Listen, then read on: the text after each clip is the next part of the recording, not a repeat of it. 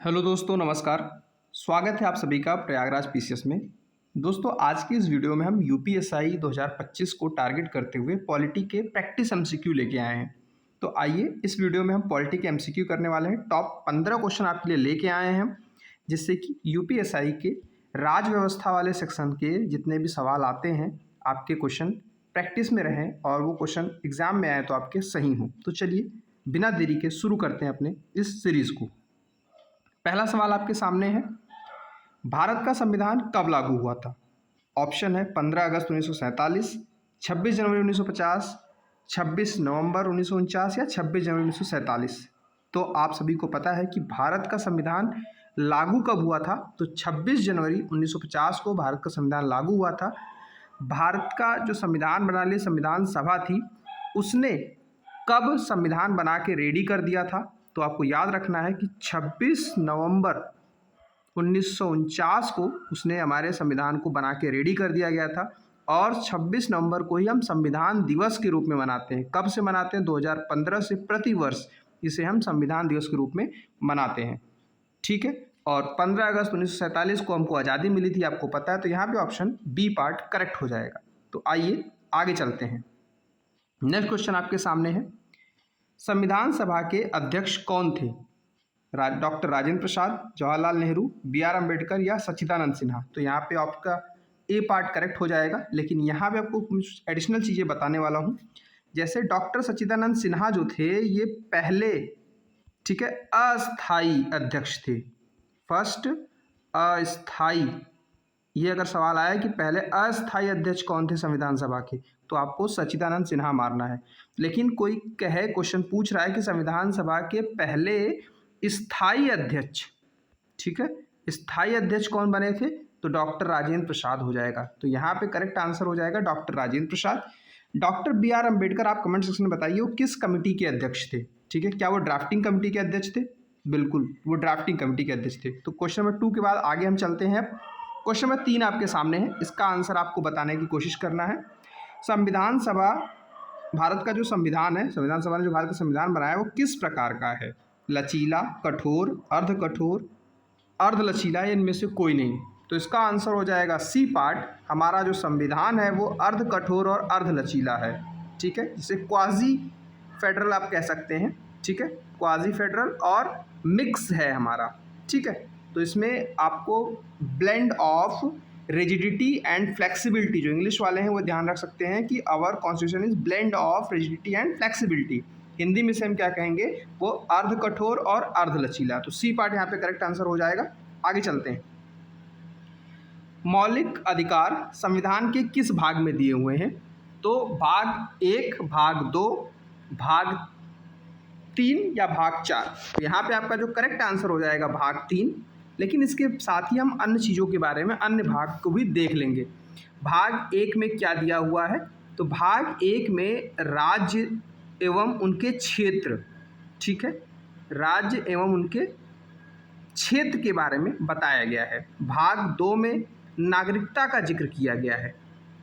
ठीक है, ये आपको ध्यान रखना है। 2 में नागरिकता का ध्यान रखा गया है। तीसरे में आपके मौलिक अधिकार, जिन्हें फंडामेंटल राइट्स कहा जाता है, और भाग 4 में जिन्हें राज्य के नीति निर्देशक तत्व यानी DPSP, directive principle of state policy कहा जाता है, भाग 4 में रखा गया है। इसको याद करने की ट्रिक क्या है? आप याद रख सकते हैं, यूसी, एक पर्सन है उसका नाम यूसी है।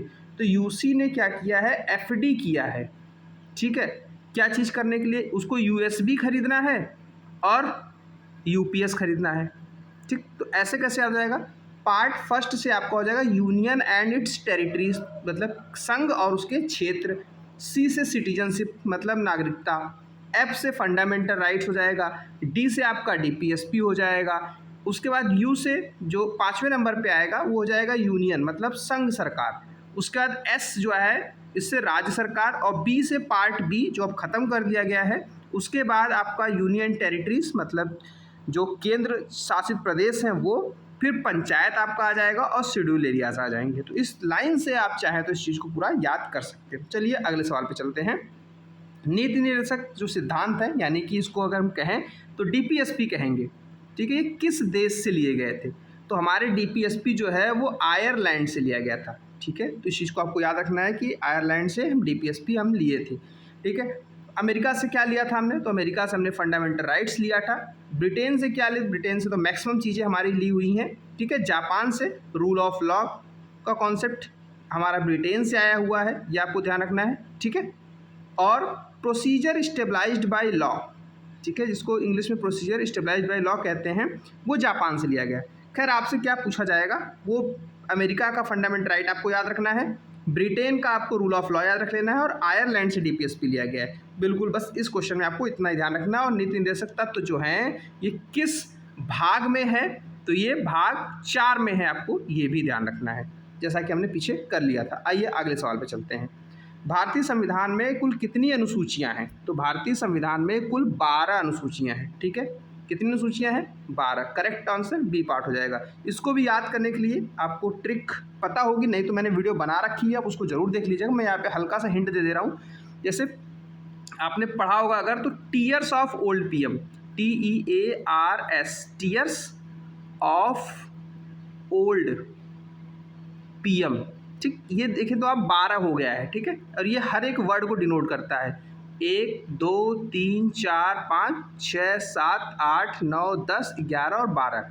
ठीक है, तो ये सारे 12 के 12 अनुसूचियां हैं। ठीक है, लास्ट के जो इंपॉर्टेंट अनुसूची है मैं वो बताता हूँ। जैसे लास्ट में PM वर्ड आया ना, tears of old PM, P से ये पंचायत राज है, पंचायती राज सिस्टम कहते हैं ना, तो पंचायत वाला जो सिस्टम है वो किस अनुसूची में है, पंचायत आपका 11वीं अनुसूची में है, और म्युनिसिपैलिटीज़ ये आपकी 12वीं अनुसूची में। ठीक है, तो आइए आगे चलते हैं।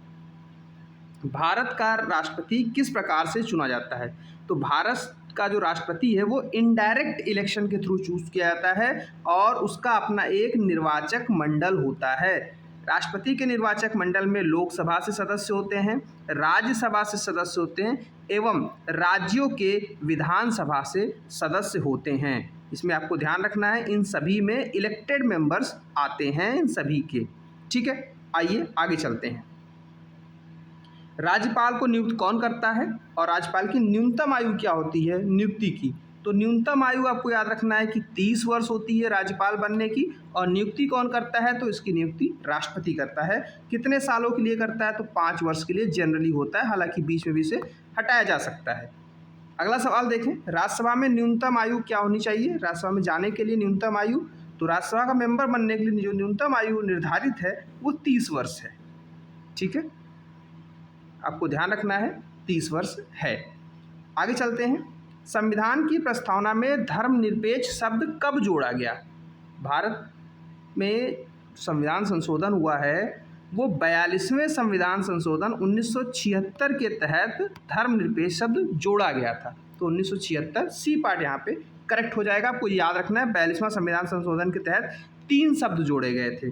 कौन कौन से, SSI, ये वर्ड याद रखेंगे, इससे आपका काम हो जाए। कैसे, एस से सेकुलर वर्ड, सेकुलर का मतलब ही होता है धर्मनिरपेक्ष।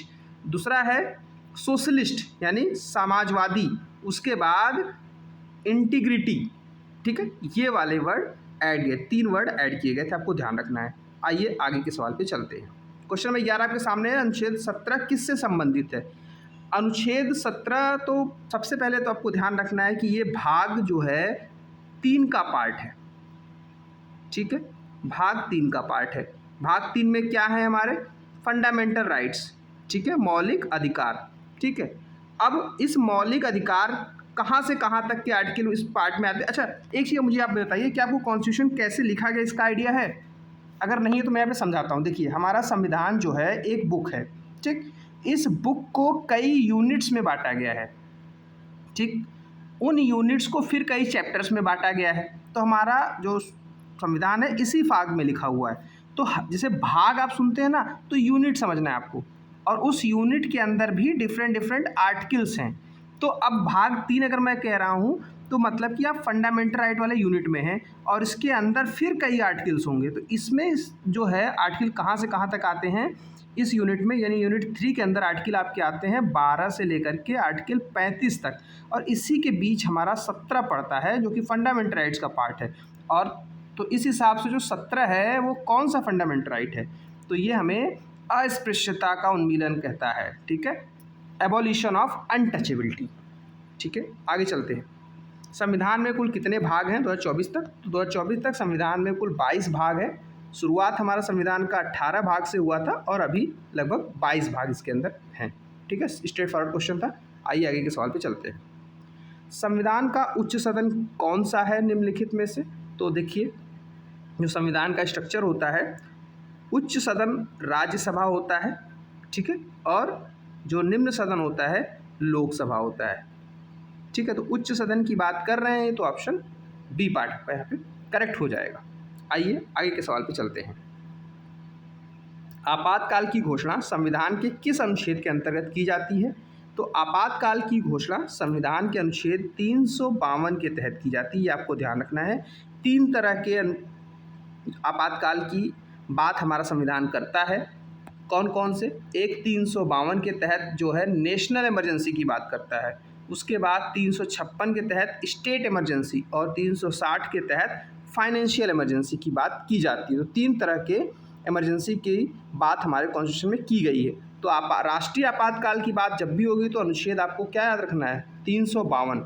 अच्छा, 352 अनुच्छेद किन शर्तों पर लगता है? तो 3 शर्त हैं, ये भी ध्यान रखना है। 3 शर्तों पे लगता है। क्या क्या है? एक, कहीं वॉर हो जाए, ठीक है, या पहला है वॉर, दूसरा है एक्सटर्नल एग्रेशन, ठीक है, एक्सटर्नल, ये वर्ड यही यूज हुए हैं, एक्सटर्नल एग्रेशन, और तीसरा वर्ड जो है आर्म रेबिलियन। ठीक है, पहले इंटरनल डिस्टर्बेंस था, अब ये आर्म रेबिलियन कर दिया गया है। ठीक है, तो ये तीनों चीज़ें आपको फिर से ध्यान रखनी है। चलिए आगे चलते हैं। आज के सेशन का आखिरी सवाल, 15 क्वेश्चंस की प्रैक्टिस सीरीज है। संविधान में मौलिक कर्तव्यों की कुल संख्या कितनी है? तो संविधान में मौलिक कर्तव्यों की कुल संख्या है 11। ठीक है, पहले 10 थी, 11वां जो जोड़ा गया वो 86 अमेंडमेंट एक्ट 2002 के तहत ऐड किया गया है। मौलिक कर्तव्य हमने कहाँ से लिए हैं? तो मौलिक कर्तव्य हमने रूस से लिए हैं। ठीक है, तो इस तरह से हमने ये 15 क्वेश्चन पॉलिटी के, राज्य व्यवस्था के प्रैक्टिस के कंप्लीट किए। तो thank you for this video. आप इसको देखिए, प्रैक्टिस कीजिए, कमेंट में बताइए कि कितने क्वेश्चन आपके सही हुए। अगर आपने वीडियो को पॉज करके क्वेश्चन अटेम्प्ट किए, चैनल को सब्सक्राइब कर लीजिएगा, वीडियो को अपने फ्रेंड्स के बीच जरूर शेयर कीजिएगा जिससे उनका भी प्रैक्टिस अच्छे से हो। ऐसी वीडियोज़ के लिए चैनल को सब्सक्राइब कीजिए। टेक केयर, धन्यवाद।